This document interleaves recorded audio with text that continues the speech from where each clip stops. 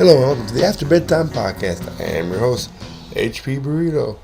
And how's it going, guys? I know it's been a couple of weeks since we did a podcast, but as always, I like to remind my viewers I am extremely busy in IRL. Because in real life, I have a full-time job. And I do this as a hobby. But anyways, on tonight's episode of the podcast, it's kind of more of an editorial tonight, because I just want to kind of vent my feelings tonight about how it is being a father, a parent. Because as many of you know, I do have kids. I've been a father now for a few years now. I have a toddler. I also have a couple more on the way. And I just kind of just want to vent my frustrations with the system. Okay. So my frustrations with the system is a couple different about points of view and angles. Okay. Number one, I hate the fact that how a father, I have less rights than to a mother. And by that, I mean, I'm not going through anything, but, just on the outside looking into the system, how the courts treat a father compared to how they treat a mother is totally different. It so looks like and feels like a father has very little rights to no rights to their kids, even though they did half the work of making that kid, technically speaking.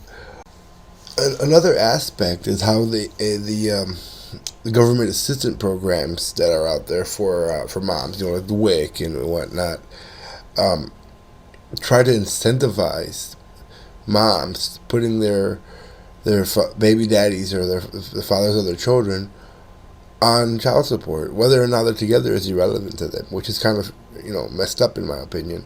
Because if you have a father who is going to work, supporting their family, supporting their kids, and let's be truthful, I mean, most Americans that are middle class still living under the poverty line, and they may require a little bit of assistance, just helping with food or whatnot. And these government agencies, I don't even know what they consider themselves, counselors or advocates, social workers maybe.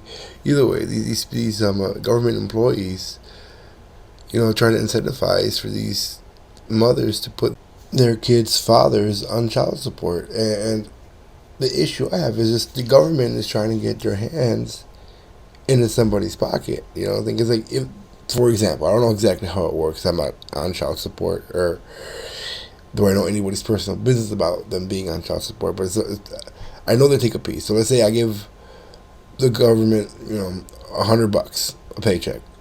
Well, then in turn we'll keep a piece of that. Let's say 30%. That's $30 that they're gonna keep, and then the mom will get $70 to support the kid. Okay, that's my problem. Okay, so if I got put on child support, for example, now I gotta pay the $100.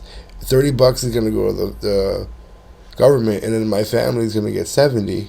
Whereas if I would have just kept my money, I would have had the full $100 to spend. I mean, $30 doesn't seem like a lot to somebody, but when you have a family, saying that's groceries for a week, or at least for a couple of days, that's food on the table that you could be putting down. It's a pack of diapers.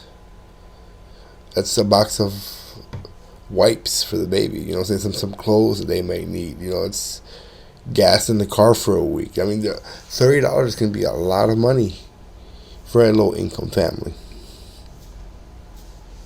And the fact that they're not trying to help families that are together and have a traditional family unit with two parents and the kids, it's just beyond me.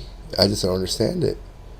That they want to incentivize putting a father on child support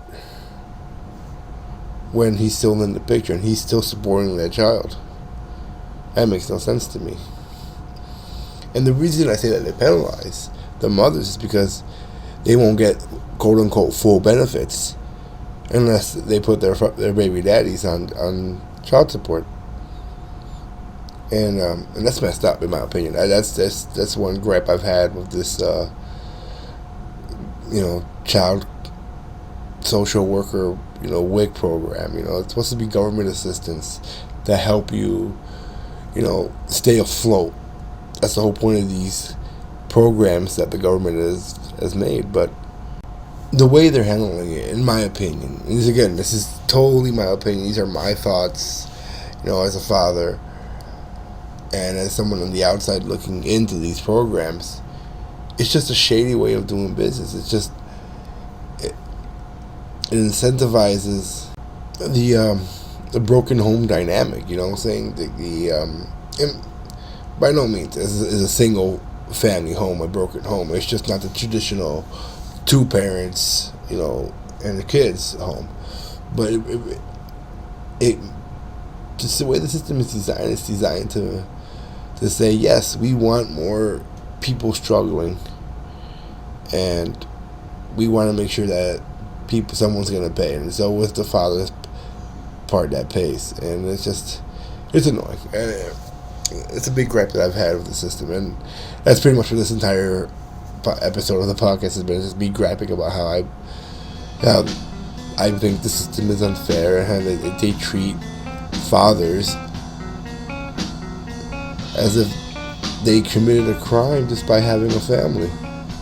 And don't get me wrong. I mean, there are some deadbeat dads out there.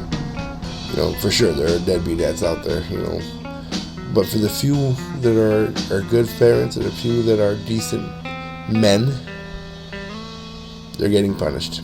And that's unfair in my opinion. Anyway, thanks for listening to me griping. Thanks for watching the podcast. If you're new to the channel, subscribe. If you like the video, like it. And I'll see you guys next time. After bedtime. Good night, everybody.